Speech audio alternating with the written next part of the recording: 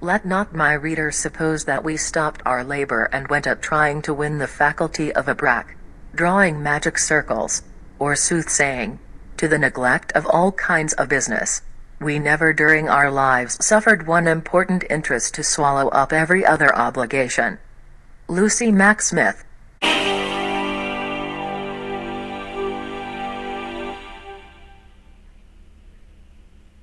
From historical sources, we learn that Joseph Smith wasn't just a scryer of buried treasure and lost objects, but also employed ceremonial magic as a means of controlling the spirit, as it was believed, that was set to guard the treasure, or to break the curse or enchantment that was placed on the treasure. In June 1828, Joseph Smith lost the first 116 pages of his manuscript of the Book of Mormon, and he and Emma lost their first child at birth. About this time, Joseph Smith began attending Methodist class meetings in Harmony, Pennsylvania, with his wife's family. Emma's cousin, Joseph Lewis, recalled in 1879, "We thought it was a disgrace to the church to have a practicing necromancer, a dealer in enchantments and bleeding ghosts, in it." So church leaders confronted Smith and asked him to renounce his claims or withdraw from the class. He chose the latter. Joseph Smith was considered a necromancer because he not only saw the location of buried treasures in his seer stone, but also the spirits guarding them. Lewis's mention of bleeding ghosts is a reference to Joseph Smith's claim to have seen a ghost with its throat cut in connection with digging for Spanish treasure in 1825 on what was called Bend Mountain in Harmony, Pennsylvania. No doubt, Lewis's charge of necromancy included the spirit in charge of the gold plates. Later, Smith would attempt to evade the charge of necromancy by claiming he had been given temporary charge of the plates by a resurrected being named Moroni. In 1833, neighbor William Stafford said Joseph Smith Sr. came to him one night and invited him to participate in a treasure dig. He said his son, Joseph Jr., had located with his seer stone 2 or 3 kegs of gold and silver near the Smith home. Stafford said he accompanied the senior Smith to the spot, whereupon Joseph Sr. first made a circle, 12 or 14 feet in diameter. This circle, said he, contains the treasure. He then stuck in the ground a row of witch hazel sticks around the said circle, for the purpose of keeping off the spirits. Within this circle he made another of about 8 or 10 feet in diameter. He walked around 3 times on the periphery of this last circle, muttering to himself something which I could not understand. He next stuck a steel rod in the center of the circles, and then enjoined profound silence upon us, lest we should arouse the evil spirit who had the charge of these treasures. After we had dug a trench about 5 feet in depth around the rod, the old man by signs and motions asked leave of absence, and went into the house to inquire of young Joseph the cause of our disappointment.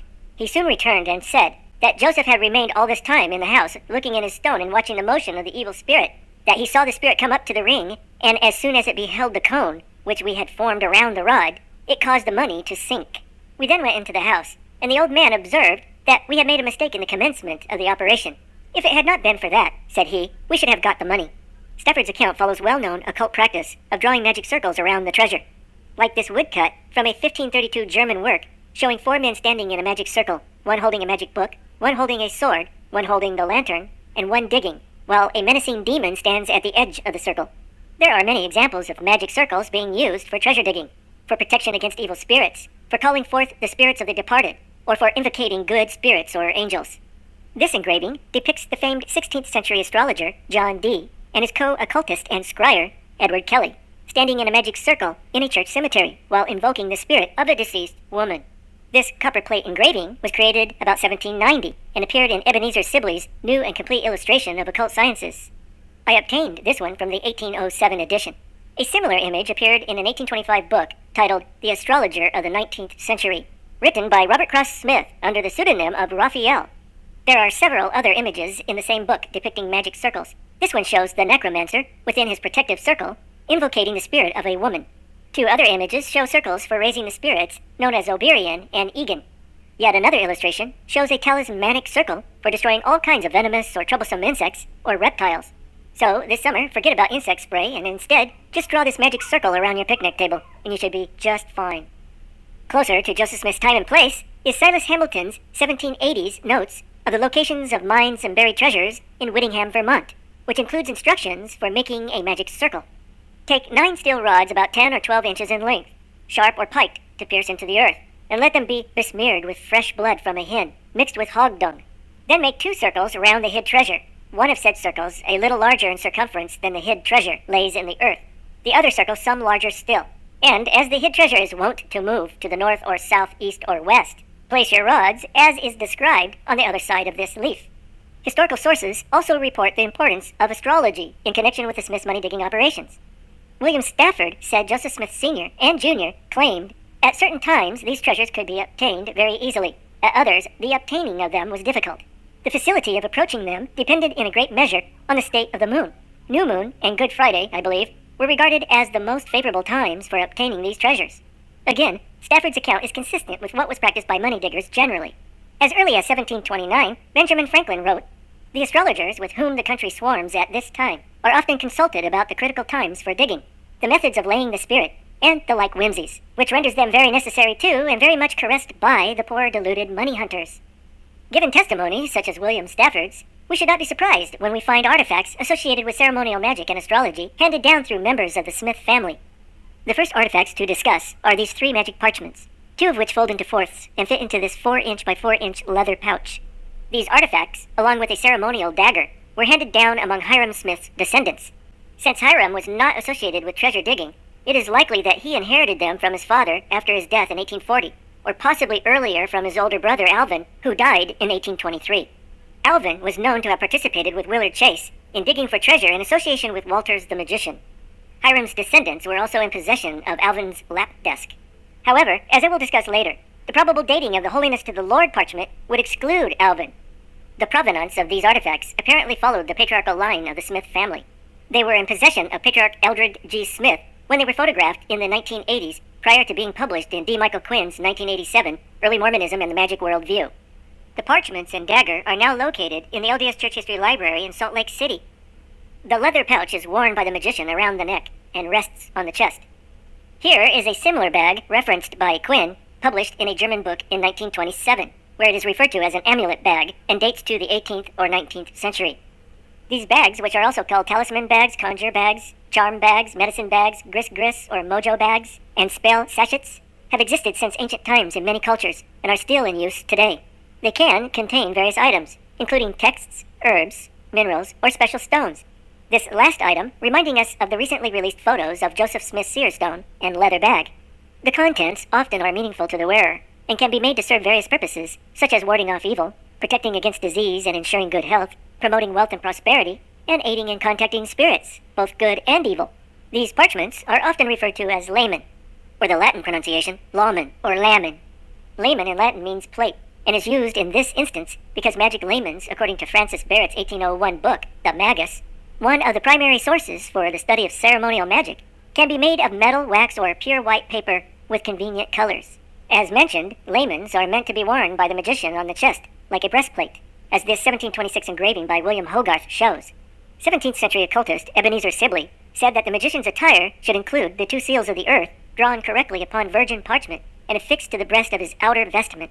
Sibley included a plate showing the 2 seals of the earth, without which no spirits will appear.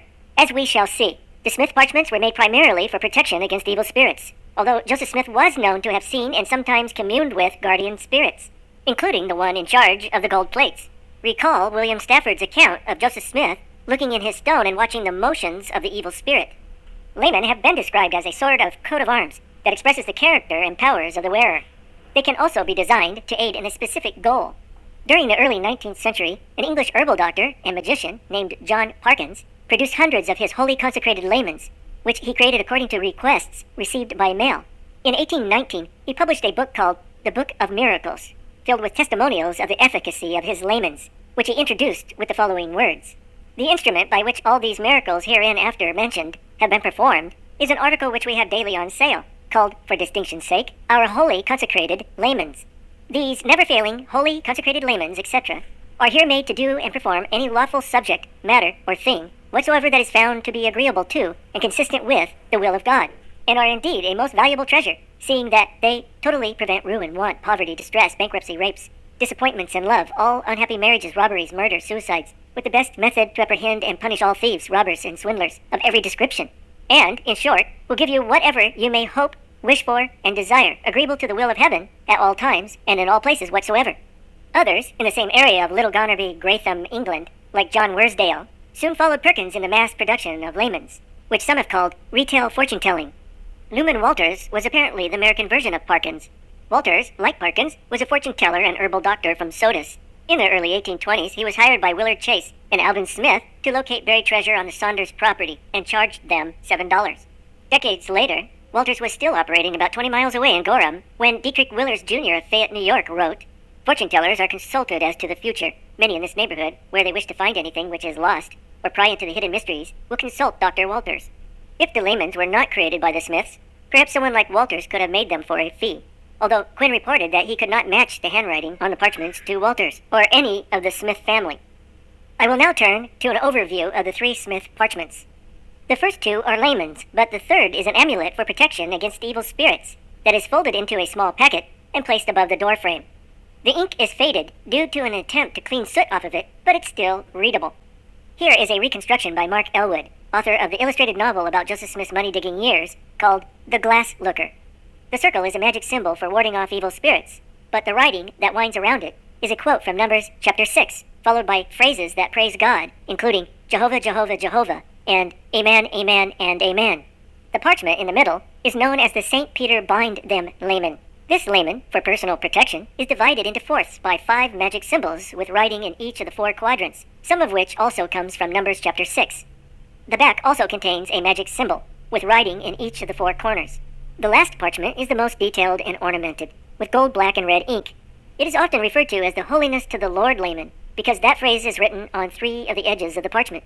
The largest magic symbols occupy the center and 4 quadrants. There are small pentagrams in the 4 corners, and a group of 7 mysterious characters on 3 sides.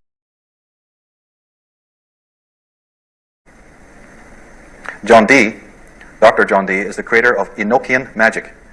Note that word Enochian because Enoch, of course, is one of the prophets of the Old Testament.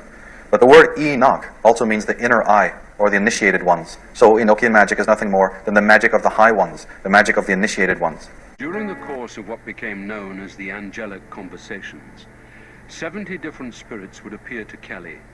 Some appeared human, others monstrous and demonic. They were angels they recognized from ancient versions of the Bible, but many of the spirits, like the beautiful coquettish maiden Medimi, were mysterious and unheard of. Dee fervently recorded every last detail of the scrying sessions in his diary.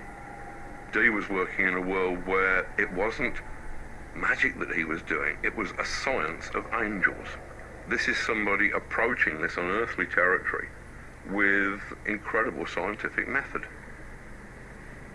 And not only were the angels sort of interesting, they were delivering fantastic material. They seemed to be delivering some sort of coded message that would reveal the secrets of the universe.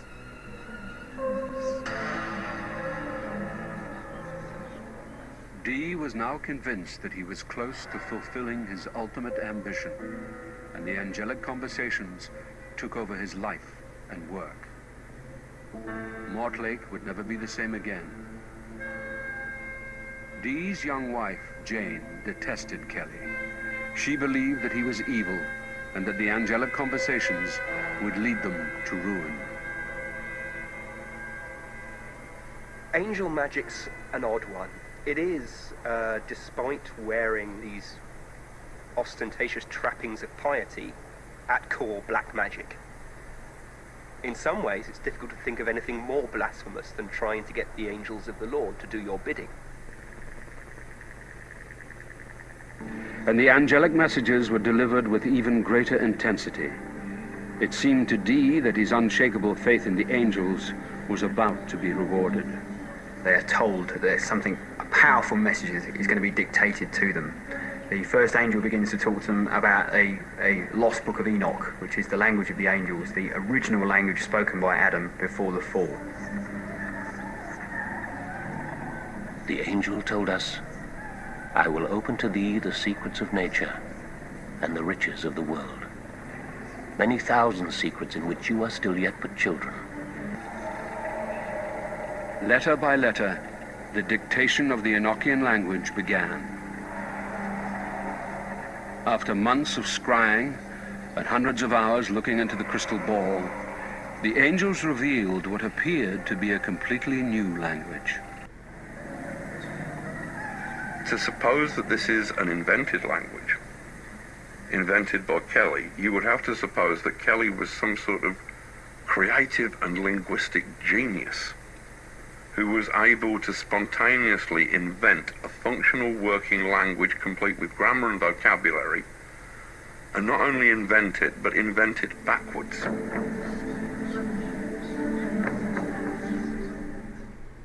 In a diary entry of June 8, 1584, Dee records a startling account when the angels tried to persuade him that Jesus was not God and that no prayers ought to be made to him.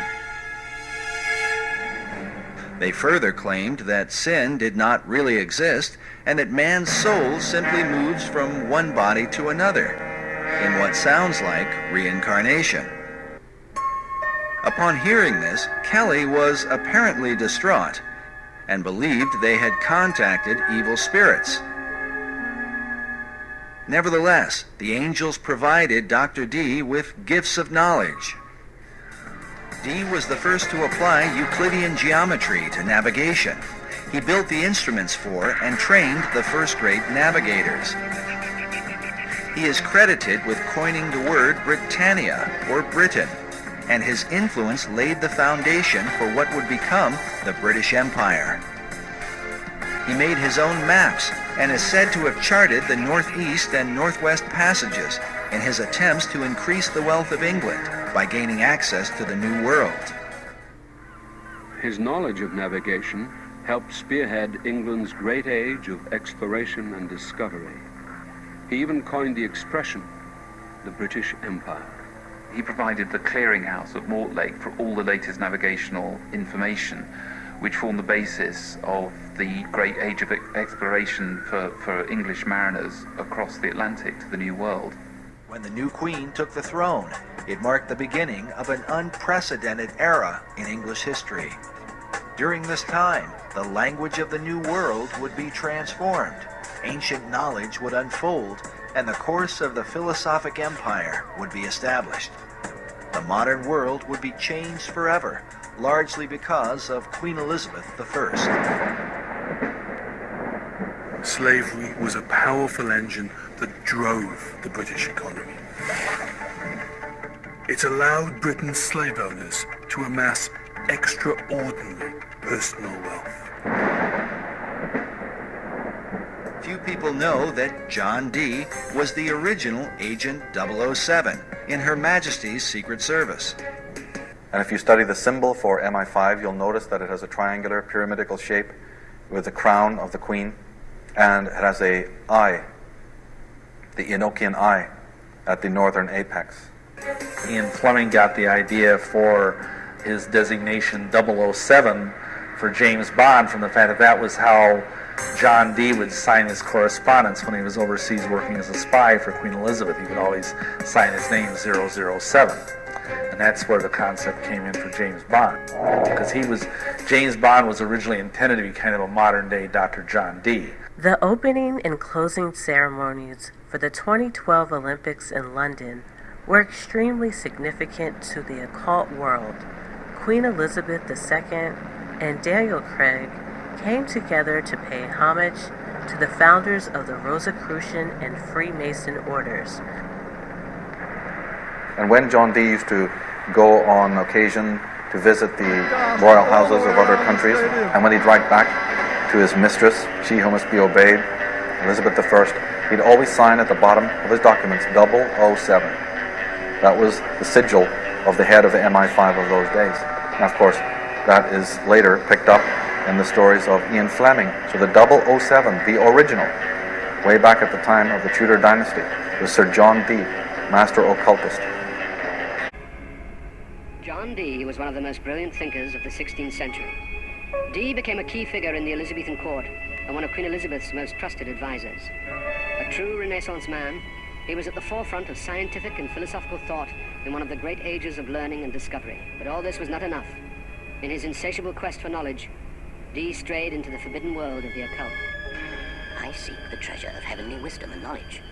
So why do they condemn me as a companion of hellhounds and a conjurer of wicked and damned spirits?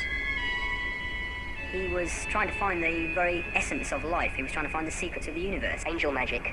Whatever Dee said was black magic. And for John Dee, that meant communing with angels, communing with demons, risking his soul. He risked everything in his quest. and his diaries record how ultimately he became the instrument of forces beyond his control. Using his wealth of occult knowledge in astrology, John Dee began predicting timeline events. He even started making predictions for when these major events would occur, such as the death of Queen Mary of England. When Queen Mary heard about his prediction and his practices, he was thrown into prison for 3 years for practicing black magic. When Queen Mary died in 1558, on the very day John Dee had predicted using his astrology, Queen Elizabeth I, her half-sister, rose to power and immediately freed John from prison, appointing him her top advisor in council. Dee found fame and favor under Elizabeth, and she dubbed him my noble intelligentsia, giving him license to work in complete freedom. She gave official sanction to Dee, pretty much declaring that anything he did was white magic, divine magic, a form of science, and putting the royal seal on that. Basically, Dee was in love with Elizabeth, as a lot of her courtiers were, but she had a strong link to him too. She clearly saw him as somebody who she could trust. He was convinced there were hidden forces that govern the way the physical world works. But as the years passed, he began to despair of ever finding them. For 40 years continually, with great pain, care, and cost, I have sought the best knowledge that man might attain in the world. I have found that neither any man living or book was able to teach me those truths I desired and longed for. Dee has looked into mathematics, he's looked into astrology and astronomy, he's absorbed all these strands, but it still hasn't given him the thing that he wants. He now is prepared to go to the next step, which is to go deep into the occult, into hidden knowledge, in order to try to find these secrets. Dee was at the point of giving up his quest when he made the discovery that changed the course of his life. The Steganographia is an infamous black magic manuscript written in the 15th century. The book was written in a coded language that contained many barbarous and strange names of spirits. It was believed that these spirits were the key to a reservoir of hidden knowledge. Dee's attempts at scrying yielded nothing until a man with a notorious reputation as a black magician appeared at Mortlake. His name was Edward Kelly. Kelly was a strange, difficult, fractious, troublesome character. I mean, as soon as he came into Dee's life, Dee became involved in something that was way beyond his control. If the ritual worked correctly, then entities would be summoned, at which point him and Dee would interrogate whatever had appeared to them. Dee was excited and intrigued by Kelly's incredible visions. He was desperate to find out what and who these entities were. Suddenly, this extraordinary cast of angelic characters erupted from the crystal ball that he used, from sort of coquettish young maids to these great giants with suns blazing from their eyes. Dee constantly struggled with the angels. I mean, he was constantly questioning whether or not he should believe them. He was questioning whether or not they were angels or whether in fact they were demons disguised as angels. There are entities whose speech was so apocalyptic, so cold and beautiful and terrifying, that even to modern ears, this is scary stuff. In his quest for knowledge, Dee tapped into the powers of the beyond, hoping to learn secrets from the spirit realm. He practiced much of his craft in secret as an active member of the Rosicrucians in England. Some even credit Dee with founding the modern Rosicrucian movement. Amok. A for ancient. Traditionally speaking, the Rosicrucian order dates back to the mystery schools of ancient Egypt. This is the headquarters of the modern Rosicrucian order.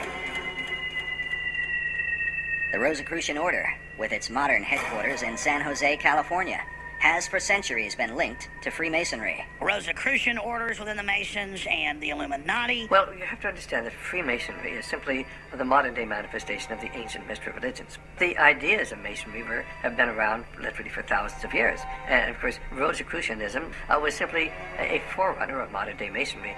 Like Masonry, the Rosicrucians traced their religion to the mysteries of ancient Egypt. This country was founded by real Rosicrucians, not the Rosicrucians you see out there today. Their power base in San Jose centers around an Egyptian museum.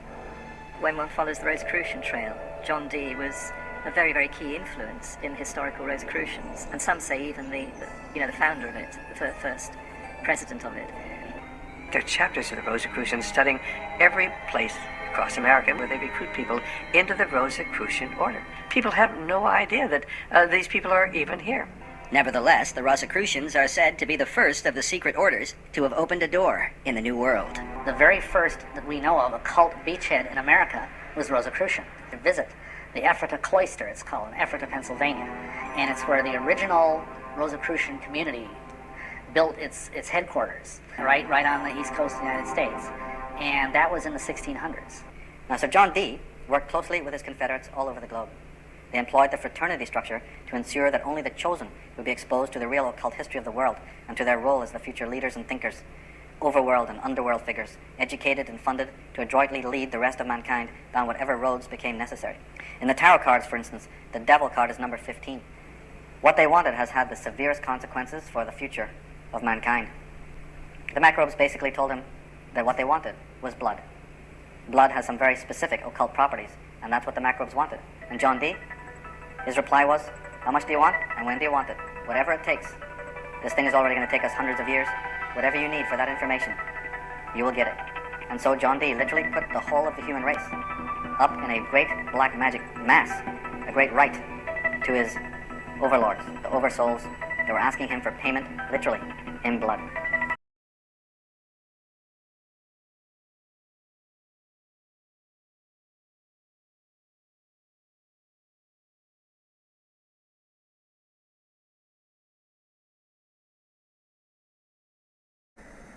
Now, one of the greatest New Atlanteans, other than John Dee and Elizabeth I and the Tudors, was Sir Francis Bacon.